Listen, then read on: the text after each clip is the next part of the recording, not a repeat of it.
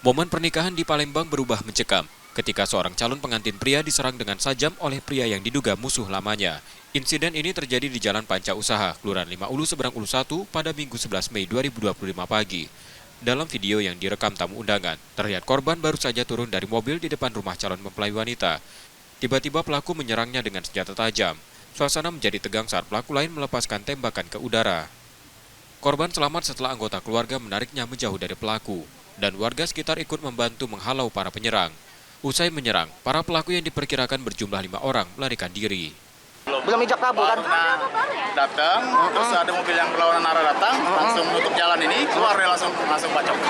Bacok, kena korban kena bagian apa kak? Tangan kayaknya, sebelah kiri kayaknya. Tangan sebelah kiri. Yang dibacok katanya Ada tembakan, ada tembakan. Tembaknya ke arah korban atau ke atas. Oh, ke atas.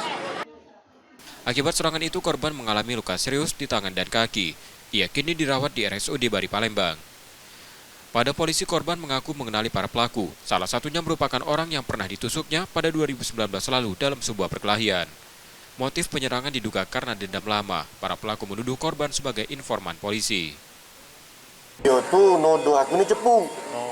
Aku tidak merasa pak nuduh dia cepu. Jadi aku ini pernah ribut lah dengan dia tuh di pucuk jembatan Kertapati, dipekiknya maling.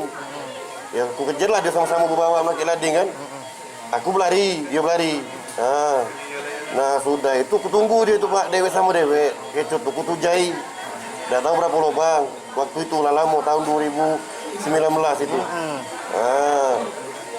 Terus kejadiannya baru sekarang. Oh, dendamnya. Dia dendamnya. Mungkin ini aku nak nikah ini kan, tak kata persiapan, tak kata apa-apa. Ya inilah tadi pak, di kapaknya. Polisi yang menerima laporan melakukan olah tempat kejadian perkara. Dari hasil penyelidikan awal, identitas pelaku telah diketahui dan kini tengah dalam pengejaran. Ini mobilnya kemudian Ini mobil ini yang diduga yang digunakan oleh pelaku. apa yang ditemukan tadi bulan? Di dalamnya kita temukan info tentu ada sarung senjata tajam dan ada satu senjata tajam. Siapa namanya? Saksi 2. Ironisnya, ijab kabul yang seharusnya berlangsung khidmat terpaksa digelar di IGD rumah sakit.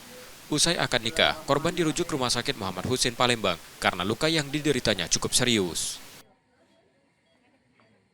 Yudi Kiswanto, Kompas TV, Palembang, Sumatera Selatan.